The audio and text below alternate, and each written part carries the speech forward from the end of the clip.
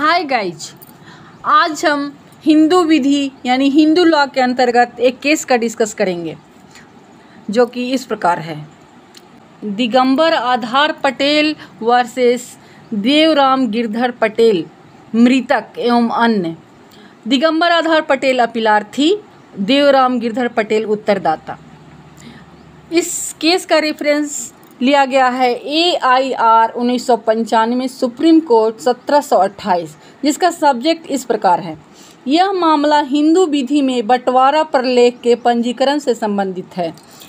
इस केस का फैक्ट है, इस प्रकरण में दो भाइयों के मध्य फैमिली सेटलमेंट के तहत आपस में पैतृक जमीन का बंटवारा हुआ था, जिसमें उत्तरदाता के नाबालिग पुत्र को 7 एकड़ 24 गुंठा हिस्सा आवंटित की गई थी, जिस पर उत्तरदाता जोताई बुआई कर खेती करता था।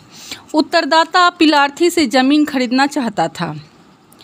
उक्त फैमिली सेटलमेंट के अनुसार ही राजस्व रिकॉर्ड में दाखिल खारिज हुआ था। सीलिंग विभाग ने नाबालिग के हिस्से को जमीन को उत्तरदाता का मानते हुए सीलिंग एक्ट के तहत प्रावधानित भूमि से अधिक होने के कारण कार्यवाही किया और यह कहा कि उत्तरदाता और भूमि नहीं खरीद सकता। यह केस ट्रायल कोर्ट में जाता है। चूँकि उत्तरदाता के पास सीलिंग से ज़्यादा जमीन है, अतः वह अब अपीलकर्ता से और भूमि नहीं खरीद सकता। हाई कोर्ट ने कहा। उच्च न्यायालय ने ट्रायल कोर्ट का युक्त आदेश रद्द कर दिया तथा यह निष्कर्ष दिया कि हिंदू विधि के अंतर्गत बंटवारा विलेख का पंजीकरण आवश्यक नहीं होता। उसके बाद यह केस सुप्रीम कोर्ट जाता है।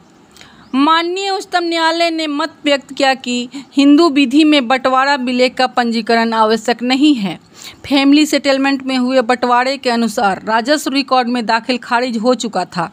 बंटवारे के पक्षकार बंटवारे में प्राप्त भूमि पर काबिज थे। चूँकि रामचंद्र उत्तरदाता से अलग रह रहा था, इसलिए रामचंद्र की ज़मीन को उत्तरदाता की ज़मीन नहीं माना जा सकता। इस केस में जजमेंट यानी कि निर्णय आया कि अपील स्वीकार की गई। इस केस के लॉ पॉइंट्स हैं, प्रतिपादित विधि के सिद्धांत हैं। फर्स्ट, हिंदू विधि में बंटवारा प्रलेख का पंजीकरण आवश्यक नहीं होता है। सेकेंड पॉइंट, बंटवारे के आधार पर राजस्व रिकॉर्ड में दाखिल खारिज होने से यह सिद्ध हो जाता है कि अंशधारी अपनी ज़मीन का मालिक है। तो दोस्तों, अगर वीडियो अच्छा लगे तो मेरे चैनल को सब्सक्राइब करें। Thank you.